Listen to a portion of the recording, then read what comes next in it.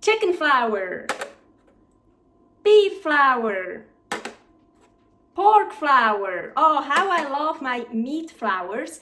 And I'm so glad I figured out a way how to get my flours done without a dehydrator. Yes, I'm still living a nomad life, so here is my other channel, Aline's Adventures, all about my nomad life. And I started missing the flours. And like, for example, where I am right now in Australia, we are staying here for 3 months. So it's totally worth it to have some flour for breading, for baking, for whatever. I love it. So this video shows you how I make these 3 flours without a dehydrator. Okay, I'm gonna turn on the stove on the highest. Here I have a frying pan, and here, very lean pork loin. So this is perfect for making flour, pork flour here, of course. So I defrosted them. They're really wet, but it's okay.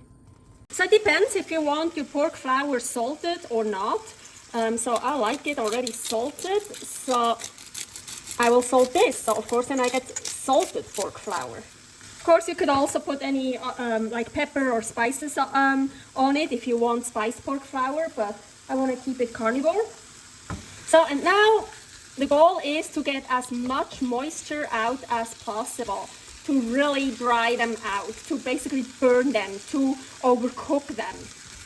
If I get a lot of liquid, I even pour it out, but that's not much. It will evaporate. I'm not going to cover it up because otherwise it won't evaporate, they won't dry out. So covering it up would be good to keep them juicy, but I don't want them juicy this time. Also tilting the pan, you see, to get all that juice. Usually I actually eat that, I like it.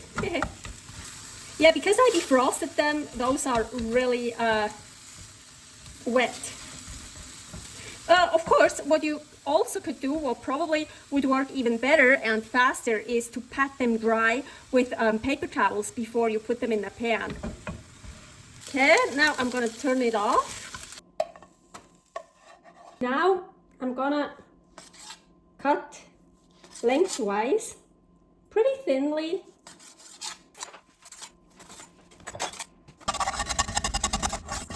So, heat it up again on the highest. All those back in the pan. And the same again. Now I just want to get even more moisture out. Before I put the stripes back into the pan, I should have cleaned the pan, but now it is clean because that stuff that was stuck to the pan, of course, it basically got burned. So if you don't want a burnt flavor, you should clean it before you put it back. But I kind of, you see here they are. I just basically ate them away. Here, those little pieces. So now, here are the stripes. And now you want to cut those as small as possible.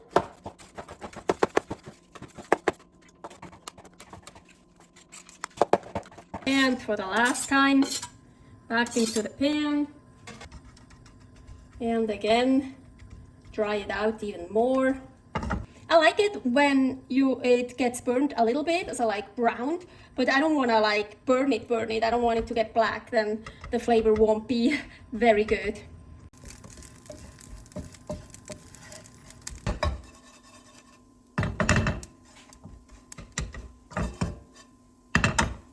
So I let it cool down a bit here. I'm gonna put it in here. Actually, maybe it would be even better to keep it in the pan. And I just put it in a cupboard, make sure it's not hot anymore, put it in a cupboard or something and wait until tomorrow. But I did that last time and it worked fine for me, so I already put it in here. So it's spread out. And yeah, so last time I waited until the next day, so, and yeah, I can feel it, it's still like a bit damp and it's still warm. So I'm gonna just leave it at room temperature here. That is very well possible because I'm in Australia and it's not that humid. It's November here in Australia, so summer. But if you live somewhere very humid, maybe you should put it into the oven. So don't turn the oven on, but so just don't put it in the fridge because it will pull moisture again from the fridge. So I just let it sit for overnight before I blend it. I remember last time I put it in here. I put it here next to my RT dried stuff. RT dry here is the recipe for that. So it is a day later, and here are the pork pieces. And so now I just want to blend it, but careful, if I blend it just like that, it will go everywhere. Yes, it happened before. So I have this trick. So you want to put a towel around, like really around like this. So now you can't see it, I know. Ooh.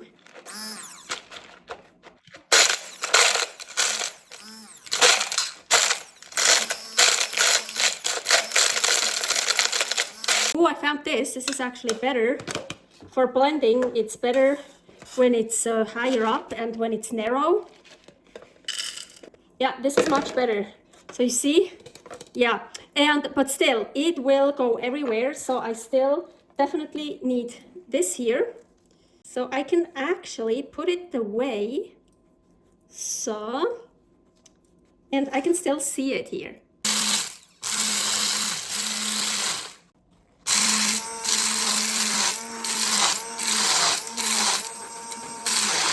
I did it in 2 batches. Of course, mixer would be like a machine would be much easier, but with this hand mixer it works as well. I don't have a machine here, or I couldn't find one, so it works. It's not super fine, but hey, look here, this is pork flour, and here at the end it's super fine. Well, I could just blend it some more, but I don't feel like it, but hey, super cool. And without the dehydrator, so you can still make meat flours. I'm super happy. I love meat flours. This time with the beef, much better idea. I pat it dry. Oh, maybe I'm only gonna use this side. Yeah, I think I'm only gonna use this side for the flour. But so I really want to pat it dry. It'll make it much easier in the pan. It will go faster.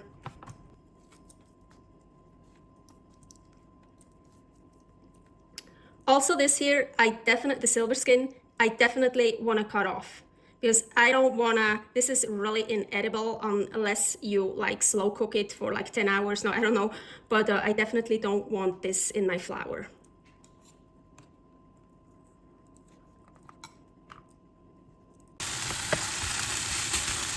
And this time I'm gonna clean the pan.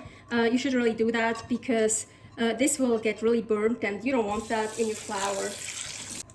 And of course, dry it off before you use it again for the second step in the pan.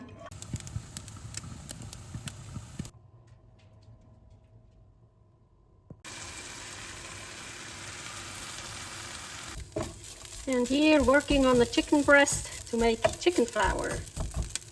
Oh, I'm so happy to have some meat flours again, and I already used it for some recipes that I made here in Australia. Yeah, that is really cool. Hope you had fun. Many more recipes here, Creative Carnivore Kitchen, and here my other channel, Aline's Adventures, all about my nomad life. Stay happy, stay healthy, servus!